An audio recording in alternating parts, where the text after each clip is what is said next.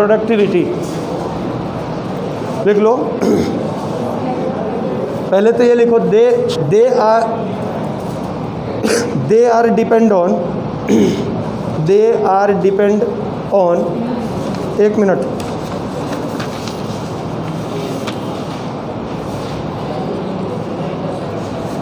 पहले डिफाइन लिख लो, फिर लिख लेना किस पे डिपेंड होता है। डेफिनेशन लिख लो पहले। The rate of synthesis of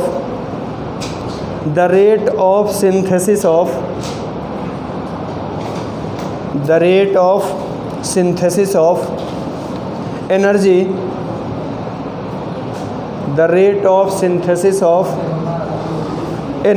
containing organic matter, the rate of synthesis of energy containing organic matter, the rate of synthesis of energy containing organic matter और biomass, energy containing matter और biomass by any trophic level,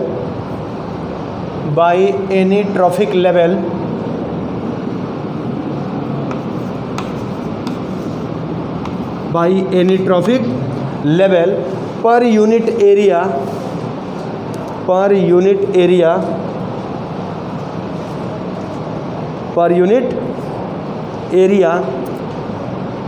in unit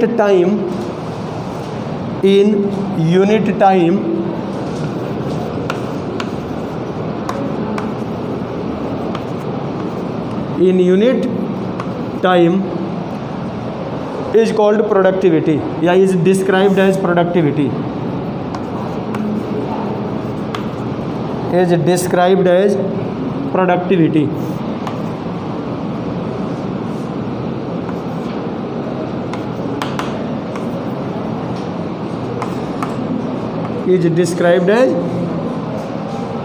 productivity, next point में लिखना, it is measured in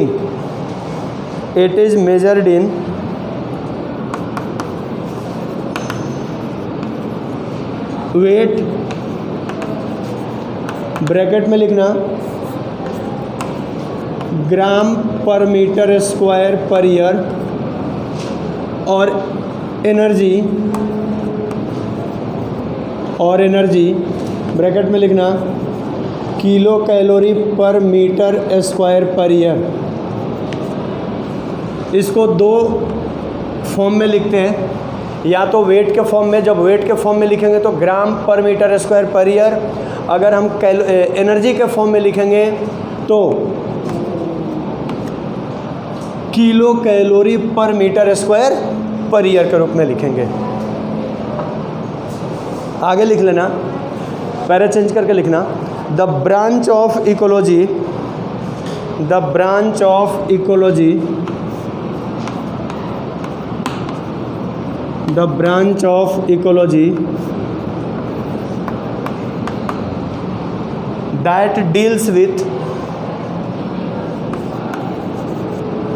that deals with the rate of production of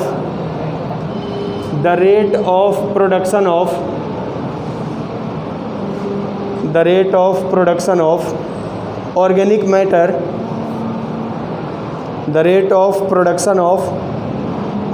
matter, in different component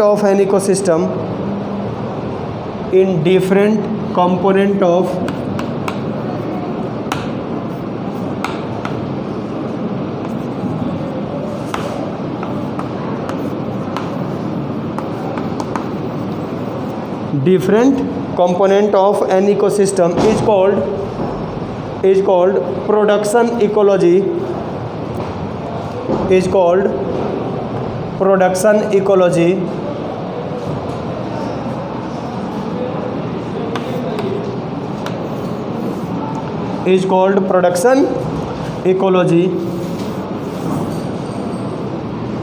पहले change करके लिखना, productivity is broadly divided into two categories,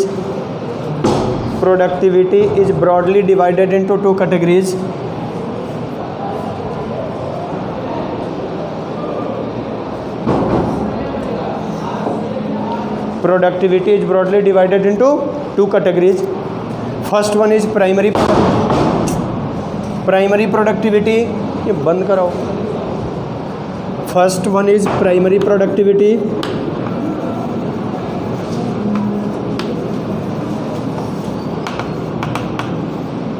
Second one is secondary productivity.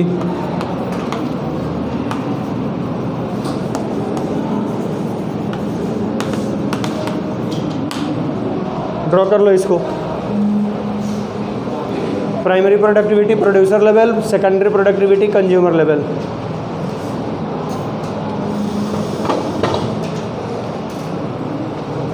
Do not exchange your pen, pencil और other things. Cutter, rubber, eraser.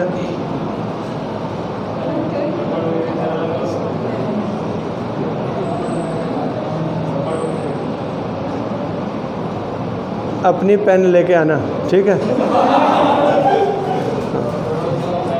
मांगने नहीं है दूसरे से.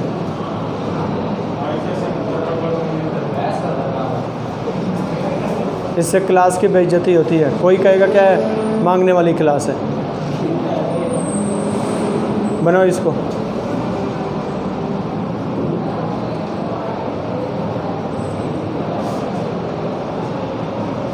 अभी भी कितने गायब हैं? 8-10 बच्चे अभी नहीं आए हैं. 2, 3, 5, 7, 14, 16, 23. नीचे रख दो, फिर गिरेगा, टूट जाएगा. हाँ, अब सही है.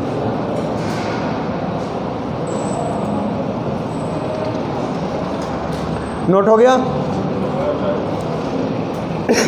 आगे लिखो.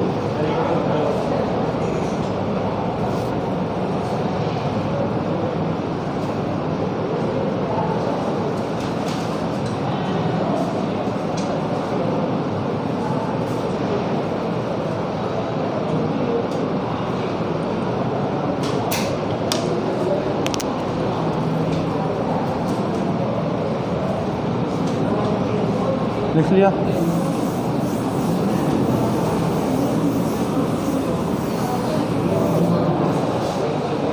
डिफ्रेंशिएट करके लिख लो इसको. हाँ जी.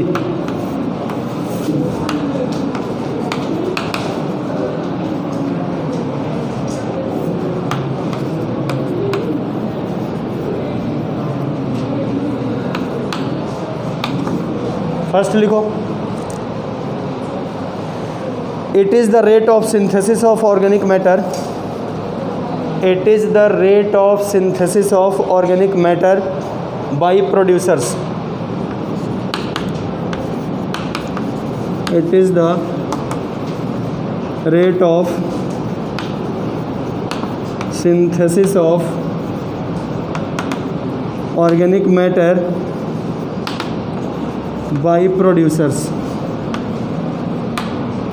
उसमें लिखना synthesis of rate of synthesis of organic matter bye consumers.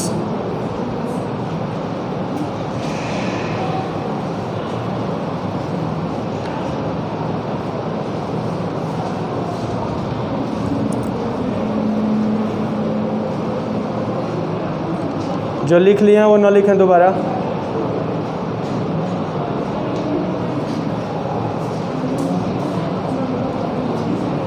लिख लिया? The rate of synthesis of organic matter by consumer is called secondary productivity. Next, primary में लिखना it is comparatively quite high. It is comparatively quite high.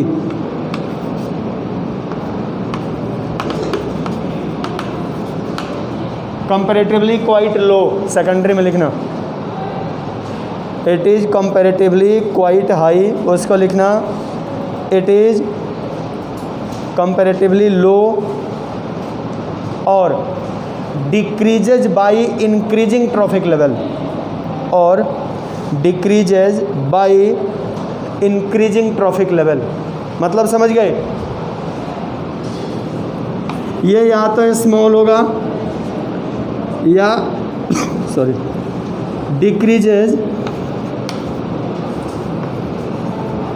by increasing trophic level.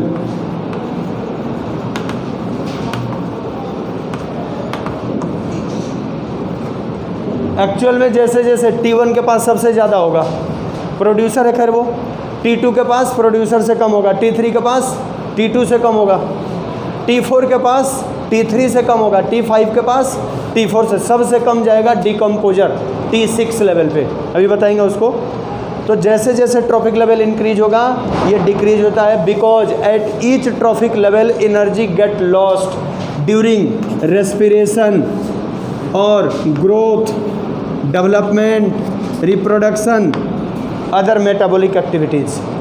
Her trophic level में energy loss होती है, किसमें? Respiratory loss जाएगा, growth में, development में, reproduction में और बॉडी मेटाबॉलिज्म में लॉस जाता है। इसीलिए पूछा जाता है why energy level decreases by increasing trophic level, तो इसका यही आंसर है by because at each trophic level lot of energy get lost during, या lot of energy is lost in during respiration, या रेस्पिरेटरी लॉस्ट उसको बोलते हैं, like growth, development, reproduction as well as body metabolism. Body के metabolic activities में lost होता है ये। सॉरी, नेक्स्ट थर्ड लिखो। It is due to synthesis of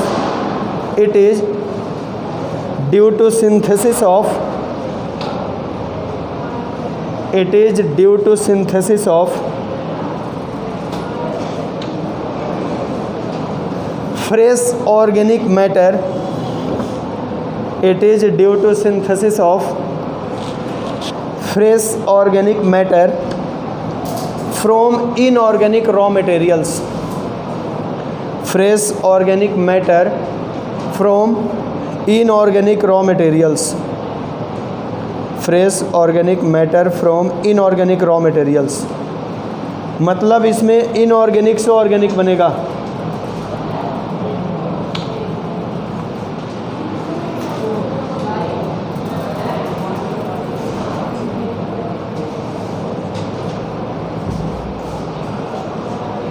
इसको बंद करो बाहर से जाकर।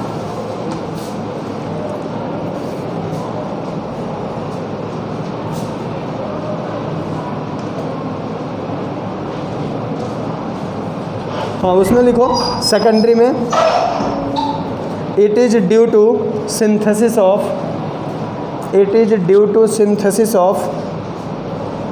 Organic matter from organic matter. It is due to synthesis of organic matter from organic matter. How it will be possible, देख लो ये कैसे होगा। एक्चुअल में प्लांट में जो प्रोडक्टिविटी होती है, प्रोड्यूसर ग्रीन प्लांट्स जो कार्बोहाइड्रेट बनाते हैं, प्रोटीन्स बनाते हैं, फैट्स बनाते हैं, तो green plants take inorganic minerals from soil, inorganic salts लिया कहाँ से? फ्रॉम सॉइल या वाटर, और ग्रीन प्लांट्स ने इस इनऑर्गेनिक को किस में कन्वर्ट किया? ऑर्गेनिक में। इसलिए तो मैंने कल भी बताया था कि इनऑर्गेनिक जो होता है, इनऑर्गेनिक एंड और ऑर्गेनिक जो होते हैं ये लिविंग नॉन लिविंग के लिंक्ड होते हैं, नॉन लिविंग को नॉन लिविंग से लिंक करते हैं। तो यहाँ पे इनऑर्गेनिक का कन्वर्जन किसने किया? ग्रीन प्लांट्स ने, ऑर्गेनिक में। लेकिन सेकेंडरी कंज्यूमर ने ऑर्गेनिक लिया, ऑर्गेनिक के रूप में क्या लिया? स्टार्च लिया, और स्टार्च का कन्वर्जन किस में किया? ग्लाइकोजन में किया।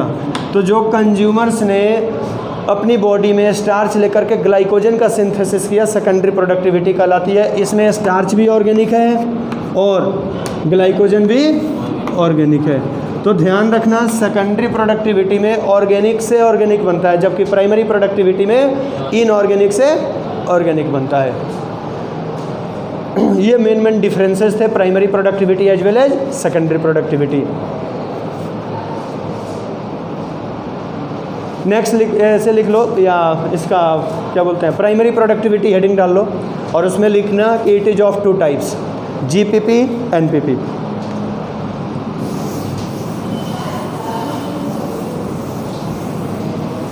प्राइमरी प्रोडक्टिविटी में लिखो it is of two types,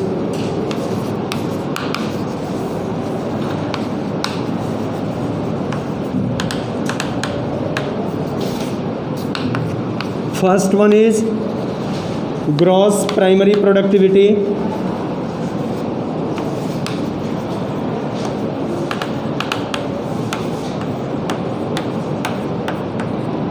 gross primary productivity बताया था, फिर से एक बार समझ लो, फिर लिख लेना। ग्रॉस और नेट में क्या अंतर है? अभी बताया भी था कि ग्रीन प्लांट्स जितने फूड को सिंथेसाइज करते हैं,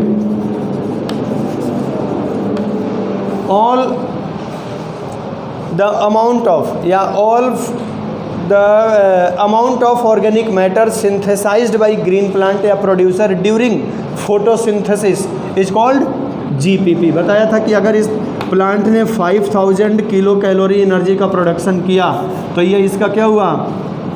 जीपीपी हुआ। लेकिन इसने अपने बॉडी डेवलपमेंट ग्रोथ में रेस्पिरेटरी लॉस के रूप में कितना लॉस कर दिया? 20%। तो 20% जो था वो क्या हो गया? लॉस्ट हो गया। यहाँ लिख देते हैं 20%। सेव कितना हो गया? 80%। तो जो 20% लॉस्ट हो गया वो तो नहीं जाएगा, लेकिन जो 80% उसके पास सेव हो गया वो उसका क्या हुआ? Net primary productivity. तो ये बोला जाता है कि all the amount of organic matter synthesized या accumulated in green plants during photosynthesis is called GPP.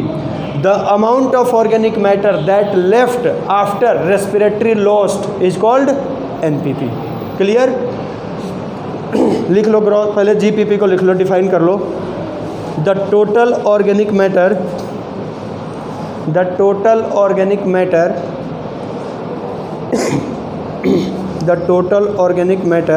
synthesized by producers, the total organic matter synthesized by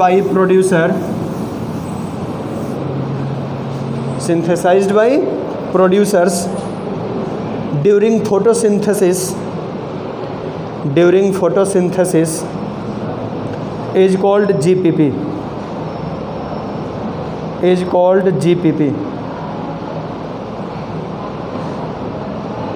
full stop का आगे लिखना। इट इंक्लूड्स, इसमें क्या क्या इंक्लूड होता है लिख लो। It includes the weight of organic matter,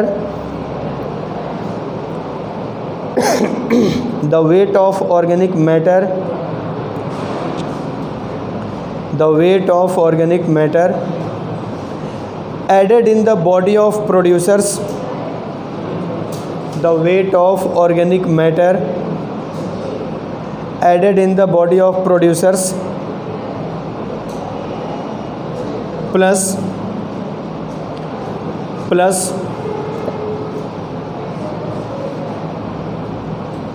I repeat this, it includes the weight of organic matter added in the body of producers plus the losses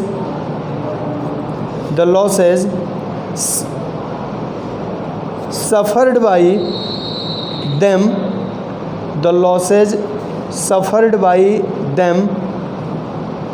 due to respiration,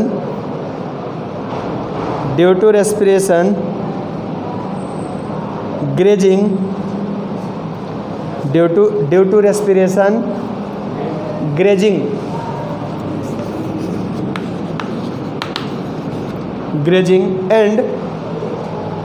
and other damages,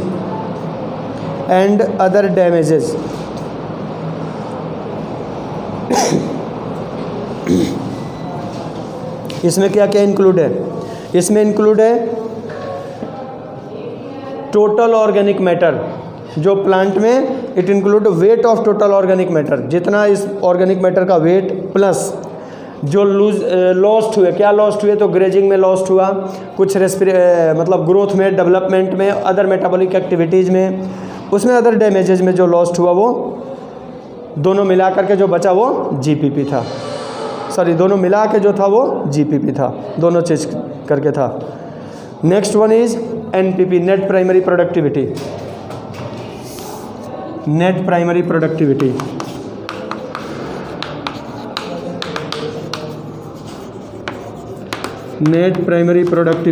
NPP, net primary productivity. लिख लो इसको, it is the weight of organic matter, it is the weight of organic matter stored by producers, it is the weight of organic matter stored by producers in a unit area, in a unit area or volume, in a unit area or volume per unit time, per unit time is called NPP.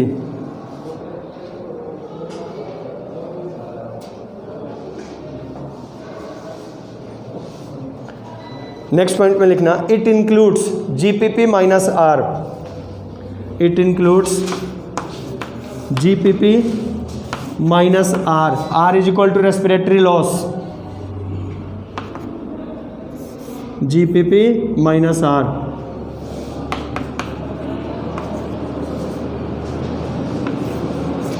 GPP में से respiratory loss अगर हम कर दें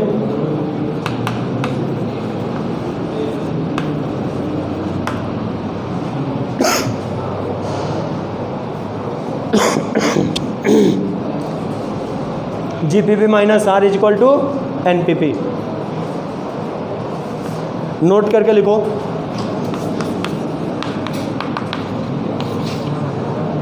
the NPP of one trophic level, the NPP of one trophic level is GPP for other trophic level।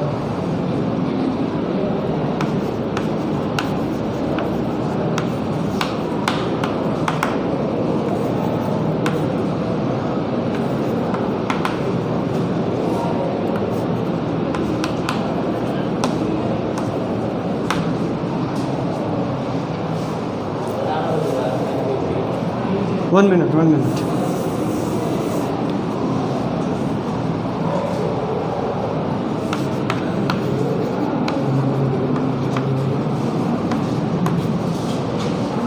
Green plants ने बताया था मैंने कि ग्रीन प्लांट्स ने जो 5000 किलो कैलोरी एनर्जी बनाया, इसका क्या था, ये GPP था।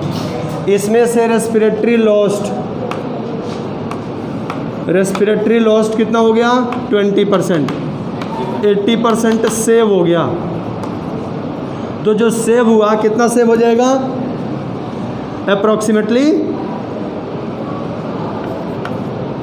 जो प्राइमरी कंज्यूमर के रूप में कौन है, हर्बीवोर्स के रूप में कितना आएगा, ये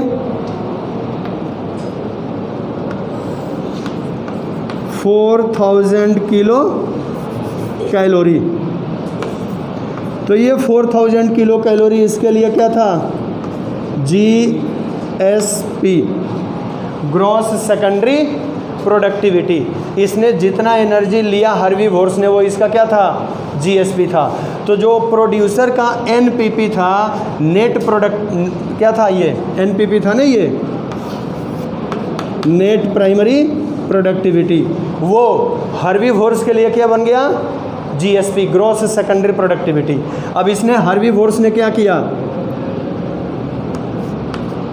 यहाँ अगेन लॉस्ट किया, respiratory loss,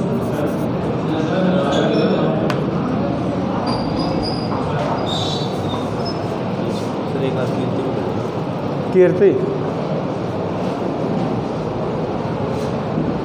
again respiratory loss 30%। यहाँ सेव कितना होगा, अब 30% इसका लॉस्ट हो जाएगा। तो जो इसका 30% लॉस्ट हो गया, अब जो रिमेनिंग बच गया, रिमेनिंग जो यहाँ कितना बचेगा, 70%, वो क्या होगा, इसका NPP होगा। अब ये NPP कहाँ जाएगा, यहाँ कार्निवोर्स में आया। अब इसका ये क्या होगा, GSP। अब इसका GSP यहाँ ओमनीवोर्स है, इसका क्या हो जाएगा, ये नहीं, इसका GSP था, NSP होगा ना यहाँ पे, नेट सेकेंडरी प्रोडक्टिविटी। ये क्या जाएगा, ओमनीवोर्स का GSP। कहने का अर्थ ये हुआ कि एक ट्रैफिक लेवल का जो NSP होता है वो दूसरी ट्रैफिक लेवल के लिए क्या होता है, GSP होता है। या एक ट्रैफिक लेवल का जो टोटल GSP, यहाँ पे जो NPP होगा, NSP होगा, वो दूसरे के लिए क्या होगा, GSP का काम करेगा। अगर 10% के अकॉर्डिंग में चलते हैं तो 4000 का यहाँ पे 30% भी लगा लो, यहाँ पे लगभग 70% बच गया। अप्रॉक्सीमेटली 2100 किलो कैलोरी जो एनर्जी था 4000 का है ना, हाँ 2800 किलो कैलोरी जो एनर्जी था यहाँ पे, वो इसका क्या हुआ, GSP था। इसने फिर इसमें से कितना लॉस्ट कर दिया, 60%। 60% अगर ये लॉस्ट कर रहा है, यहाँ पे 40% सेव हो रहा है, तो इसका 60% फिर निकाल दो, वो लॉस्ट हो जाएगा, 40% सेव होगा, वो अगले का फिर GSP होगा। ये डिक्लाइन होते होते लास्ट में बहुत फ्यू अमाउंट में एनर्जी पहुँच पाता है। 60% लॉस्ट हो गया, तो जो यहाँ था इसका 40% ही NSP होगा ना, NSP होगा ये 40% क्या होगा, NSP होगा। 60% तो इसने लॉस्ट कर दिया, वो NSP जो इसका था वो इसके लिए क्या होगा, GSP होगा। तो देखा जाए तो यहाँ पे जितना आया, यहाँ पे जो GSP आया वो 80% आया, यहाँ 70% आया, यहाँ 40% आया, फिर आगे भी कुछ लॉस जाएगा। तो इस तरह ये डिक्लाइन होता जाता है हर ट्रैफिक लेवल में। क्या लिखे, NPP लिख लिया। नेक्स्ट लिखो secondary productivity.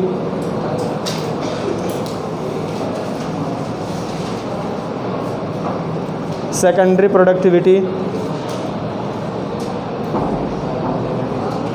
The total gain of energy और biomass by consumer, the total gain of energy और biomass, the total gain of energy और biomass by consumers per unit area, per unit area, per unit time area, per unit time through absorption, through absorption is called secondary productivity, is called gross secondary productivity,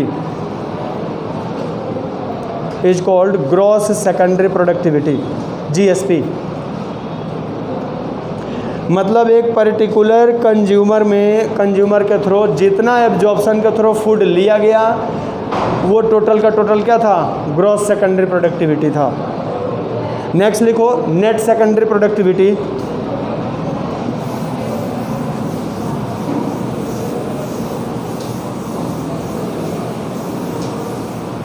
net secondary productivity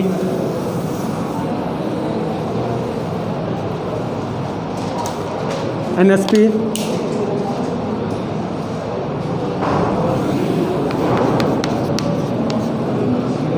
इसमें लिख देना NSP is equal to GSP minus R,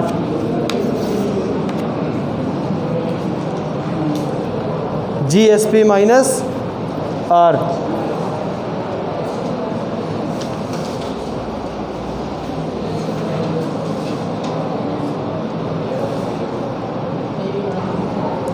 GSP minus R is called NSP।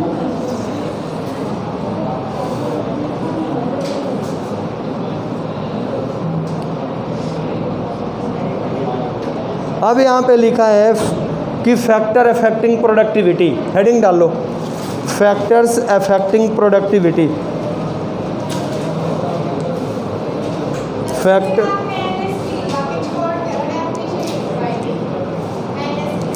तो NSP के आगे अब लिख लो, heading डालो, factors affecting productivity.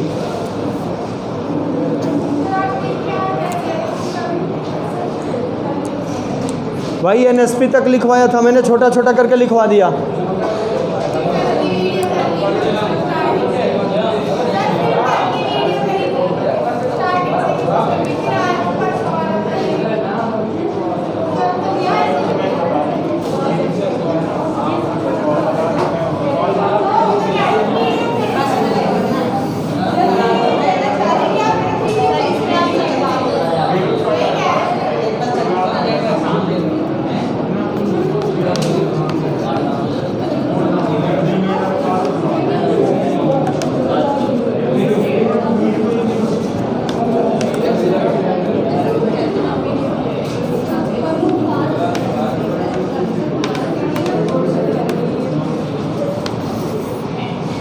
Factors affecting productivity लिख लो। Productivity is depend upon, productivity is depend upon, first लिखूं, डिपेंड अपॉन के बाद लाइन चेंज करके लिखना। First, plant species of an area, plant species of an area. Second, photosynthetic capacity, photosynthetic capacity. Third one, availability of nutrients, availability of nutrients.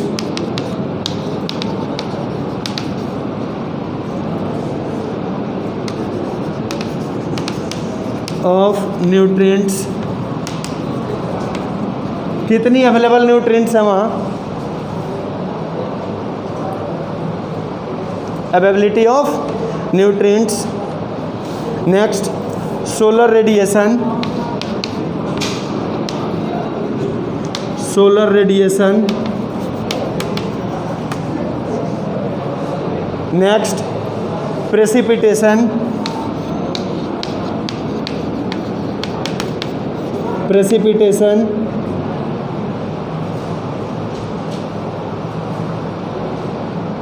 Next, type of soil,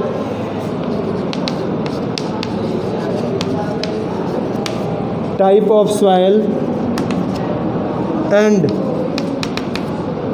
environmental factors,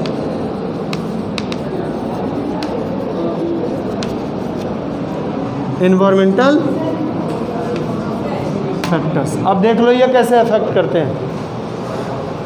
plant species of an area, किसी भी area में किस तरह के plants हैं। अब ये depend करता है कि एवरग्रीन है कि डेसिडिवस हैं, उसमें भी जीरोफिटिक हैं, हाइड्रोफिटिक हैं, मेजोफाइटिक हैं। ये डिपेंड करता है किसी भी पर्टिकुलर एरिया के प्लांट स्पीसीज के बारे में। एग्जाम्पल के तौर पे अगर देखा जाए तो photosynthetic efficiency generally evergreen plant की सबसे ज़्यादा होती है। वैसे अगर देखा जाए तो एक्वेटिक प्लांट में जो फ्री फ्लोटिंग होते हैं उनकी भी उनकी ज़्यादा होती है। लेकिन पर यूनिट एरिया की अगर बात करते हैं तो पर यूनिट एरिया में जो एवरग्रीन फॉरेस्ट हैं उनकी मतलब क्या कहते हैं, कैनोपी ज़्यादा बनती है, ज़्यादा लाइट को मतलब क्या कहते हैं वो ट्रैप करते हैं, ज़्यादा फोटोसिंथेसिस करते हैं। डेजर्ट प्लांट हो गए, कैक्टस हो गया या फिर एकेसिया बबूल हो गया, इनकी फोटोसिंथेटिक एफिशिएंसी कम होती है। रीजन कैक्टस है, कैम साइकिल होता है, एस्कोटो एक्टिव टाइप ऑफ एस्टोमेटा होता है, डे टाइम में क्लोज रहता है, नाइट में ओपन होगा।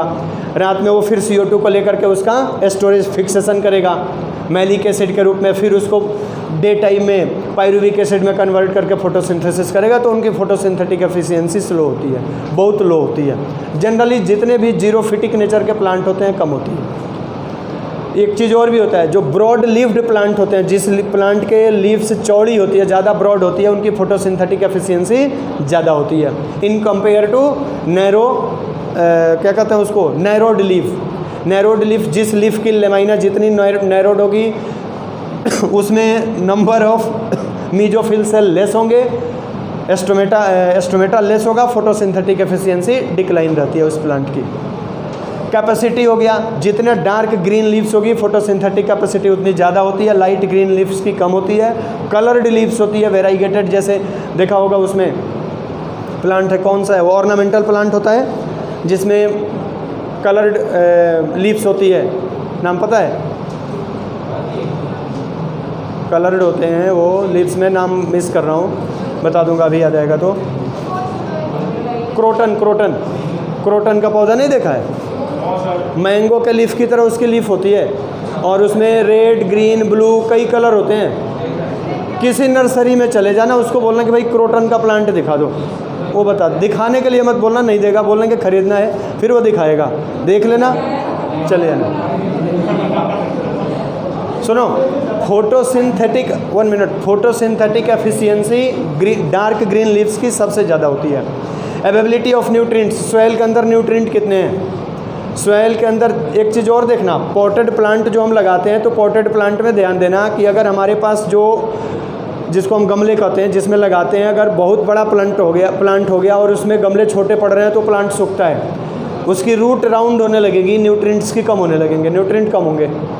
जो सॉइल में लगाते हैं वो डीप रूटेड जाएगा सीधा, जब तक उसका रूट राउंड नहीं होगा तब तक वो ग्रो करता रहेगा। जब स्पेस कम मिलेगा उसका रूट राउंड होने लगेगा, सूख जाएगा वो प्लांट। तो एवेबिलिटी कितनी है उस न्यूट्रिएंट्स में। वैसे भी हम जो पॉटेड प्लांट लगाते हैं उसमें लिमिटेड एवेबिलिटी होती है न्यूट्रिएंट्स की। जो क्रॉप प्लांट होता है लैंड में जो लगाते हैं, नॉर्मल ओपन लैंड में, उसमें एवेबिलिटी ऑफ न्यूट्रिएंट्स ज़्यादा होता है। वो सॉइल जिसमें ह्यूमस कंटेंट ज़्यादा होगा उसमें एवेबिलिटी ऑफ न्यूट्रिएंट्स ज़्यादा होते हैं, वाटर होल्डिंग कैपेसिटी ज़्यादा होती है, न्यूट्रिएंट्स भी उसमें ज़्यादा होते हैं। जो सैंडी सॉइल होते हैं या प्योर क्ले होगा उसमें भी नहीं होगा। प्योर क्ले में बहुत ज़्यादा वाटर होल्डिंग कैपेसिटी होती है 100। सबसे बेटर माना जाता है लोमी सॉइल को, क्योंकि सैंडी और क्ले दोनों का मिक्सचर होता है। प्योर क्ले होगा तो एरिएशन लेस होगा, जब एरिएशन कम होगा तो रूट को रेस्पिरेशन में प्रॉब्लम आएगी, ग्रोथ नहीं होगा। जो एलुवियल सॉइल होती है उसमें क्ले भी होता है और सैंड भी होता है, मीन्स एरिएशन भी होगा, वाटर होल्डिंग कैपेसिटी भी अच्छी होगी। इसलिए बोला जाता है कि जो लोमी सॉइल होती है वो प्लांट की ग्रोथ के लिए सबसे बेस्ट मानी जाती है, क्योंकि क्ले और सैंड के मिक्सचर होते हैं, उसमें न्यूट्रिएंट्स सबसे ज़्यादा मिलते हैं। 100% क्ले है उसमें भी नहीं मिलेगा। जिस मिट्टी के बर्तन बनाए जाते हैं प्योर क्ले होता है, उसमें भी प्लांट का ग्रोथ उतना अच्छा नहीं होता है, एरिएशन जीरो होता है उसमें। नेक्स्ट है सोलर रेडिएशन। बताया भी था, जहाँ पे सोलर रेडिएशन जितना बेटर मिलेगा वहाँ पे प्लांट ग्रोथ उतना ही ज़्यादा होगा। जहाँ सोलर रेडिएशन जितना कम होगा प्लांट ग्रोथ कम मिलेगा। तो सोलर रेडिएशन क्योंकि फोटोसिंथेसिस उसी से होने हैं, तो जितना, अब ये भी नहीं है कि इतना ब्राइट सोलर रेडिएशन हो, इतना ज़्यादा सोलर रेडिएशन हो जाए कि स्टोमेटा क्लोज हो जाए, फोटोसिंथेसिस स्टॉप हो जाए। सोलर रेडिएशन का भी एक लिमिट है, बहुत एक्सेस हाई भी नहीं होना चाहिए, बहुत लो भी नहीं होना चाहिए। पूछा भी तो जाता है ट्रॉपिक्स पे, जो ट्रॉपिक्स हैं अर्थ के पोल हैं वहाँ पे क्यों नहीं है, वहाँ सोलर रेडिएशन इतना लेस है कि वेजिटेशन का अभाव है वहाँ। या एक दूसरा इसके ठीक उल्टा जो इक्वेटर है, हालांकि इक्वेटर पे कई जगह है, इक्वेटर पे हमने इक्वेटर के ऊपर और नीचे सबसे ज़्यादा एवेबिलिटी है, सबसे ज़्यादा मतलब क्या कहते हैं प्लांट्स और एनिमल के ग्रोथ है। रीज़न है कि वहाँ पे मतलब सोलर रेडिएशन ना बहुत ज़्यादा होता है ना बहुत लेस होता है, इसलिए इक्वेटर, लाइन ऑफ कैंसर और लाइन ऑफ कैप्रिकॉर्न, इनके बीच में ज़्यादा मतलब एनिमल्स भी हैं, प्लांट्स भी हैं, इनकी ग्रोथ सबसे ज़्यादा है, एवेबिलिटी सबसे ज़्यादा है। प्रेसिपिटेशन, रेनफॉल है, नो, जहाँ कल भी बताया था कि रेनफॉल जहाँ जितनी ज़्यादा होती है वहाँ सॉइल उतने ज़्यादा फर्टाइल होते हैं, जहाँ जितनी कम होती है रेनफॉल सॉइल उतने लेस फर्टाइल होते हैं। टाइप ऑफ सॉइल है नो, अभी बता दिया। इन्वायरमेंटल फैक्टर हो गए, इन्वायरमेंटल फैक्टर में टेम्परेचर हो जाएगा, इसके अलावा विंड हो जाएगा, स्लोप ऑफ प्लेन हो जाएगा, कई चीज़ें होती हैं इन्वायरमेंटल फैक्टर, टोपोग्राफिक फैक्टर हो जाएंगे, कई सारी फैक्टर्स हो जाती है इसमें। तो ये सब मिल करके प्रोडक्टिविटी को रेगुलेट करते हैं, ध्यान रखना। नेक्स्ट पॉइंट में लिख लेना, पैरा चेंज करके लिखना कि on the basis of productivity, on the basis of productivity ecosystem divided into 4 categories. On the basis of productivity ecosystem divided into 4 categories. On the basis of productivity ecosystem divided into 4 categories. First, high productivity ecosystem. First, high productivity ecosystem. वो ecosystem जहाँ पे productivity सबसे high होती है, उसका main reason यही होता है कि सारे इन्वायरमेंटल फैक्टर्स या जितनी भी कंडीशंस लिखाए थे वो इनके फेवर में होते हैं, और जब फेवर में रहेंगे तो प्रोडक्टिविटी ऑटोमेटिकली हाई होगी सबसे ज़्यादा। लिख लो, when the ecosystem has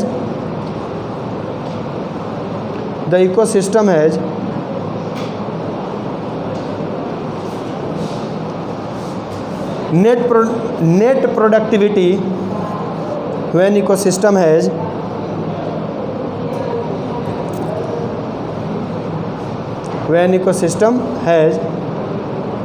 net productivity about 2 to 4 kg per meter square per year और 20 to 40 ton per hectare per year, then it is called high productivity ecosystem. जब किसी इकोसिस्टम की productivity 2 से 4 KG पर मीटर यानी 1 metre पर square या 20 to 40 ton per hectare per year होगा, that product ecosystem is called high productivity ecosystem. Example लिख लो, ट्रॉपिकल रेन फॉरेस्ट, कल भी बताया था मैंने। Example tropical rain forest. इसके अलावा भी है शुगर कैन फील्ड। ध्यान रखना, ये पूछा गया क्वेश्चन है कभी का। शुगर कैन फील्ड जो होता है किस तरह के प्रोडक्टिविटी लेवल में आता है? हाई प्रोडक्टिविटी लेवल में आता है। Sugar cane field. Coral reefs भी आते हैं, कोरल रीफ्स ETC कर दो। दो तो जरूर याद रखें आप। ये तो ट्रॉपिकल रेन फॉरेस्ट अंडरस्टूड है, जाहिर सी बात है, सबसे ज़्यादा प्रोडक्टिविटी होगी तभी तो प्लांट ग्रोथ सबसे लग्जरियंट है। शुगर कैन फील्ड होता है, सबसे ज़्यादा ग्लूकोज का सिंथेसिस इसी में होता है, शुगर कैन फील्ड में होता है। अगर देखा जाए तो एक शुगर कैन के प्लांट में जितनी लीव्स होती है उससे कई गुना ज़्यादा उसमें फूड स्टोर होता है, यानी कि फोटोसिंथेटिक एफिशिएंसी सबसे ज़्यादा होती है। 2 रीजन है, मोनोकॉट होते हुए भी ये एम्फी एस्टोमेटिक होता है, एस्टोमेटा नीचे भी होता है और ऊपर भी होगा। तो जब ब्राइट लाइट होती है तो नीचे का एस्टोमेटा खुला रहेगा, फोटोसिंथेसिस चालू रहेगी, मतलब बंद नहीं होगा। अगर लाइट डीम है, लेस इंटेंसिटी की लाइट है तो डोर्सल यानी कि एडेक्सियल सरफेस के एस्टोमेटा ओपन हो जाएंगे, एबैक्सियल के खुले चाहे ना खुले। जनरली लो इंटेंसिटी में एस्टोमेटा ओपन नहीं होते हैं, लेकिन लो वाले को लो मिलेगा, हाई मतलब जो लोअर सरफेस पे है, अपर पे है, उसके लिए ब्राइट होगा, वो ओपन हो जाएगा, फोटोसिंथेसिस शुरू हो जाएगा। जनरली वैसे भी जो भी एम्फी एस्टोमेटिक प्लांट होते हैं उनकी फोटोसिंथेटिक एफिशिएंसी एपी एस्टोमेटिक और हाइपो एस्टोमेटिक से ज़्यादा होती है। एग्जाम्पल के तौर पे शुगर कैन हो गए, ये भी हो गए मिलेट्स, मेज और मिलेट्स, ये भी एम्फी एस्टोमेटिक होते हैं। इनकी फोटोसिंथेटिक एफिशिएंसी अदर प्लांट से ज़्यादा होती है, लाइक व्हीट, राइस, इनसे ज़्यादा होती है। प्लांट की सरफेस एरिया भी देखा जाता है इसमें। अच्छा, नेक्स्ट लिखो दूसरा, average productivity ecosystem. Average productivity ecosystem, average productivity ecosystem.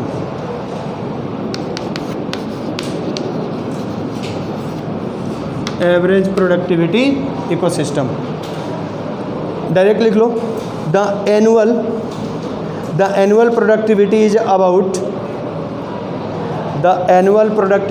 about 1 to 2 kg 1 to 2 kg per meter square per year और 10 to 20 ton per hectare per year. जब किसी भी इकोसिस्टम की productivity 1 to 2 kg per metre square या 10 to 20 ton per hectare हो जाए, then that ecosystem is called average productivity ecosystem. Example, temperate forest, common agricultural land. Temperate forest, common agricultural land.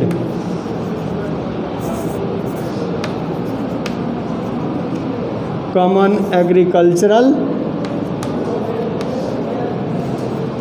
Land, जो common agricultural गेहूं का खेत हो गया या धान का पैडी क्रॉप फील्ड हो गया।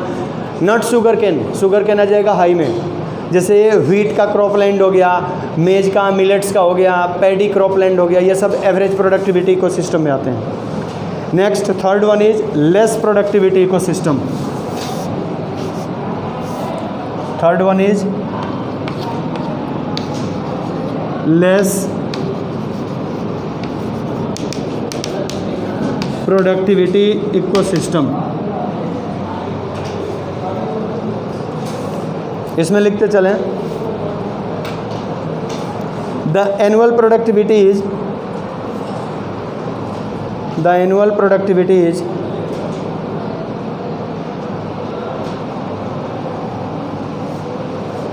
200 to 1000 gram, 200 to 1000 gram per metre square per year और 2 to 10 ton per hectare per year. 200 ग्राम से 1 किलोग्राम, 200 ग्राम टू 1000 ग्राम यानी 200 ग्राम से 1 किलोग्राम पर मीटर पर स्क्वायर हो तो उसको लेस प्रोडक्टिविटी इकोसिस्टम बोलते हैं। एग्जाम्पल लिख लो, ग्रासलैंड और savanna.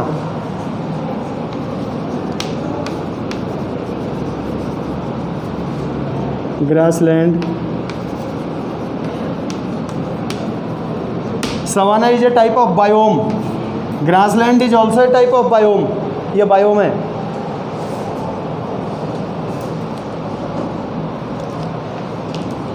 Next one is low productivity ecosystem, सबसे कम होता है, नाम से ही क्लियर है, लो प्रोडक्टिविटी है।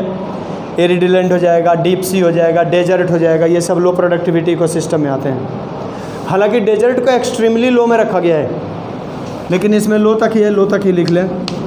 लो प्रोडक्टिविटी इकोसिस्टम अपने से लिख सकते हो, the annual productivity is less than 200 gram to 1000 gram per metre पर ग्राम per metre square per year. मतलब 200 से कम हो, 200 से 1000 से कम है अगर, तो उसको लो प्रोडक्टिविटी इकोसिस्टम में रखते हैं।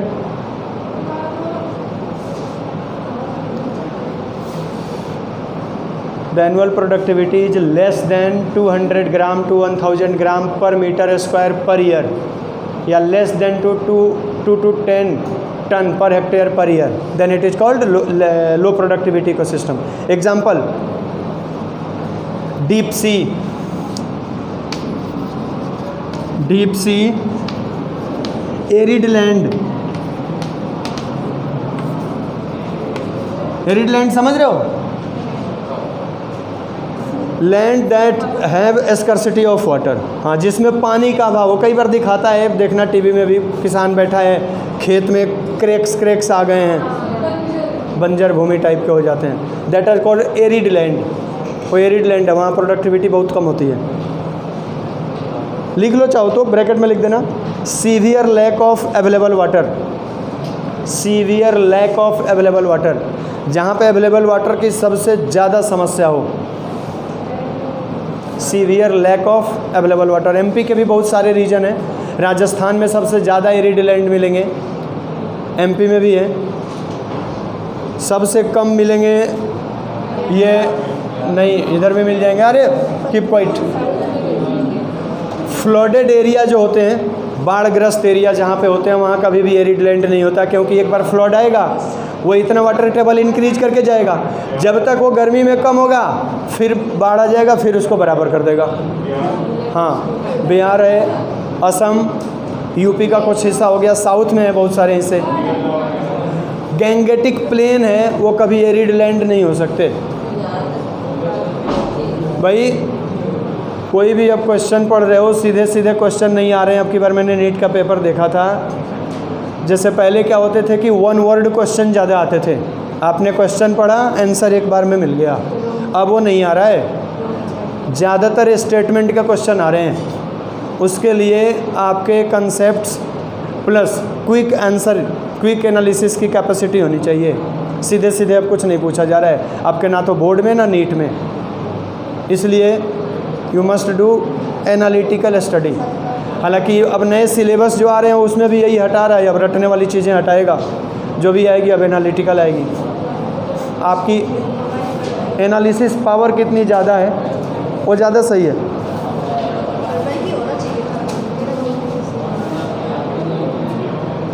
ये थे प्रोडक्टिविटी, ठीक है। इकोसिस्टम के स्ट्रक्चर फंक्शन में फर्स्ट था प्रोडक्टिविटी, सेकंड है डिकम्पोजिशन।